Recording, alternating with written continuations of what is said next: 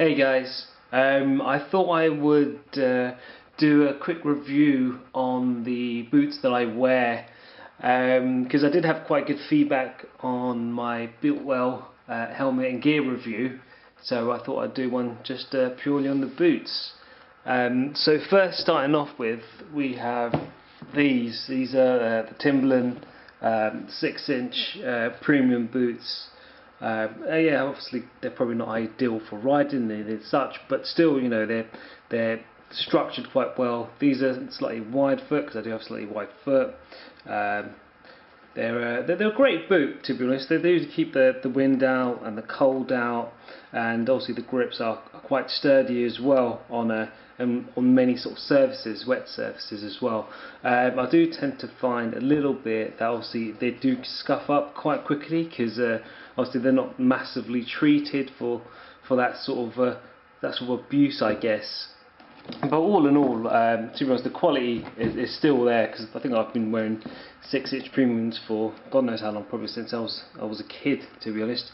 So it's always good to have a pair of these just in the back of the cupboard for a nice dry day, and to enjoy the ride out pretty much. The only qualm I would say is that they are quite a bulky boot, so you tend to find, you can't as comfortably or as easily switch between gears. But all in all, it's always good to have a pair knocking about, to be honest, because they do keep out the wind quite well.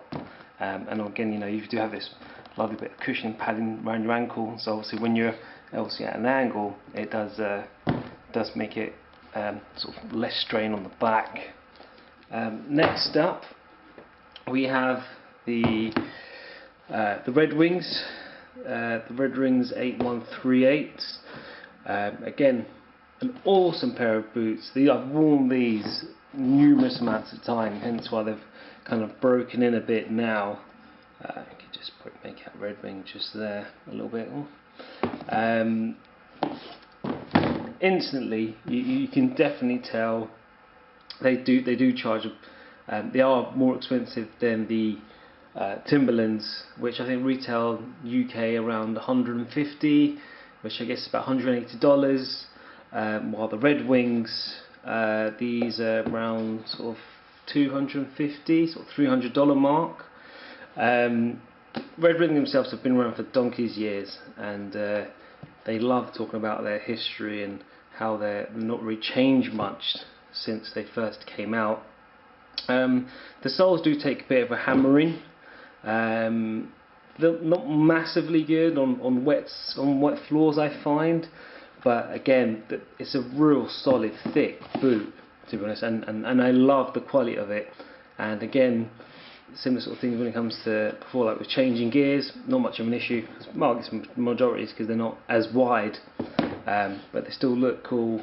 They're a lot more heavier, to be honest, so you can definitely tell the weight. But the quality and stitching is second to none, to be honest. They're a great little boot. Like I said, I've had these for quite some time now. Do they fit to size? There's lots of hearsay about if they do or not. Personally, for me, I'm a 10.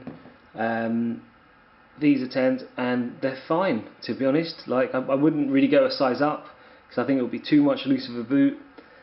If so, I would probably stick to true to size. People tend to go slightly lower, so they think that the boot can mould a bit more around your foot. But for me, being a 10, they fit pretty well. Next up, we have these. These were ones I actually wore in my previous review with the Builtwells. These are my Dolce Gabbana boots, which have really aged really well. They've got a fantastic sort of patina about them right now, and they are so comfy. I've done a few rides with wearing these, to be honest. I've really loved these since I bought them. Price wise, they are actually the most expensive boots out of the ones that I have. Again, I think these are retail around sort of like 300 mark, sort of UK 300. So again, that's probably like sort of 350 sort of US dollars. But again, cracking pair of boots. I was very surprised with these because I thought they would be purely a sort of designer shoe, but they were actually really good. They really held up quite well. You know, sort of with fashion products, you think they're just going to just do you know, just fancy walking around in, but no, as a biker boot, I'm actually very surprised in them. Again, just showing just there, the soles probably aren't the best because they're a leather sole, so again, you know, you could slide a bit on these. Personally, I think my Red Wings are very good boots, and I would probably more than likely wear the Red Wings the most, then followed by these, and then probably the Tims at the end.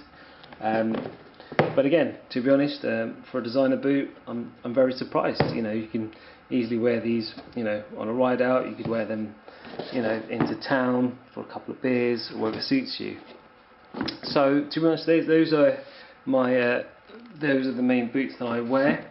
If you guys want to have any more in-depth sort of detailed review on any of these shoes or any of the gears you have, any of the gear I have, please feel free just to drop me a message, and I'll do another video for you.